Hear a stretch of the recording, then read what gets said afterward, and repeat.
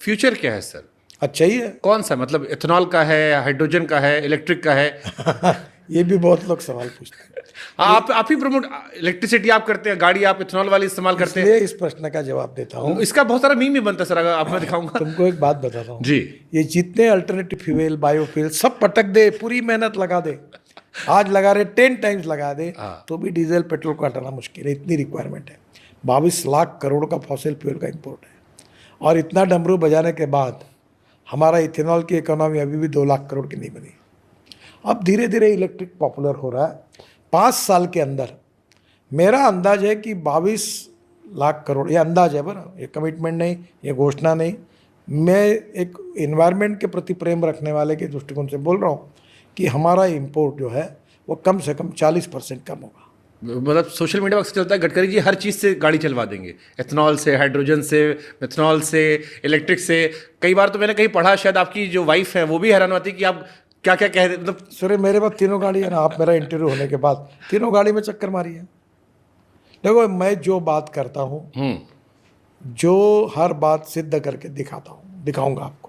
नहीं होगी तो क्षमा। बट आप मिनिस्टर है सर, आप जो इंडिया के ग्राउंड लेवल पे, जैसे यूपी बिहार में गांवों में या और नॉर्थ ईस्ट में गांवों में, आपको लगता है कि इंडिया तैयार है इलेक्ट्रिक गाड़ियों के लिए, हाइड्रोजन गाड़ियों के लिए? सर ये नाराज मत होना। हाँ। ये जो विद्वान पत्रकार है, विद्वान है ना, अच्छे भाव में बोल रहा हूँ, जो जानकार देते हैं, यही प्रश्न पूछते हैं। गाड़ी बंद होगी तो तुम धक्का मारोगे क्या?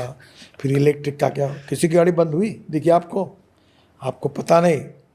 Arunachal, Meghalaya, Tripura, Nagaland, electric scooter, electric car. अभी मैंने आज इलेक्ट्रिक बाइक को लॉन्च किया, वो श्रीलंका में डीलरशिप खोली उन्होंने। आपको ये पता है कि 50% टू व्हीलर हमारे देश के बजाज, टीवीएस और हीरो के एक्सपोर्ट होते हैं, और अब इलेक्ट्रिक की गाड़ियाँ एक्सपोर्ट होगी। डोमेस्टिक मार्केट से ज़्यादा एक्सपोर्ट का मार्केट बड़ा होगा, और देश को सबसे ज़्यादा जीएसटी देने वाली इंडस्ट्री है। 4.5 करोड़ युवाओं को रोजगार देने वाली इंडस्ट्री है।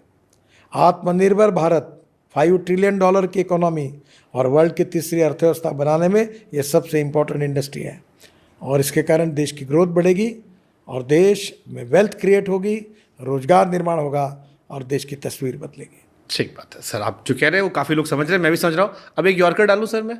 बोलो ना। कौन सा कांग्रेस का नेता था, विपक्ष का नेता, जिसने आपको प्रधानमंत्री बनाने की कोशिश की? बहुत लोग थे, मैं नाम नहीं लूँगा। आपस में जो बातचीत होती है जी, चर्चा होती है, वो ऐसी बाहर बोलने की प्रथा नहीं है। अगर प्रथा रहती तो आपने उनके साथ विश्वासघात किया है। तो हर राजनीतिक नेताओं को विवेक रहता है कि प्राइवेट बात कौन सी और सार्वजनिक बात कौन सी। बिल्कुल ठीक बात है। ये बोलने का सवाल नहीं। ये सवाल इसलिए पूछा गया ताकि दूसरा सवाल पूछ सके। पॉलिटिक्स में कुछ भी इत्तफाकन नहीं होता, संयोग बड़े मासूमियत से नहीं होते। लोग कहते हैं कि हर कहानी के पीछे एक कहानी होती है, बिटवीन द लाइन पढ़ने की। कई लोग ये कह रहे थे गडकरी जी ने इस बार 240 सीट आई तब ये बात कही।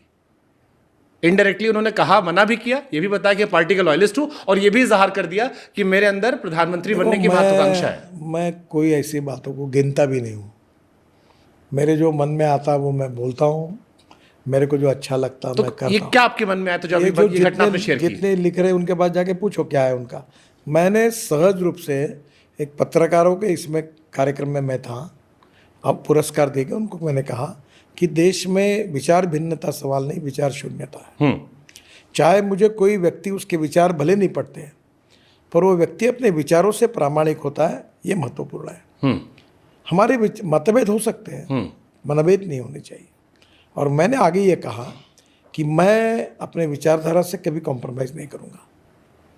माई ideology is a part of conviction मेरे लिए, और इसलिए there are 2 type of politics, politics of conviction and politics of convenience. तो मैं पॉलिटिक्स के कन्विक्शन इसका विद्यार्थी हूँ, और मैं अपनी विचारधारा को, अपने सिद्धांतों को सर्वोपरि मानता हूँ। और इसलिए जब मुझे लोगों ने ऐसा पूछा तो मैंने कहा मुझे नहीं बनना है प्रधानमंत्री। I will not going to compromise with my ideology. मैं कहूँगा why you should going to make me prime minister and why I should will be prime minister with your help, because आपकी और मेरी आइडियोलॉजी डिफरेंट है। मैं नहीं करूँगा ये काम।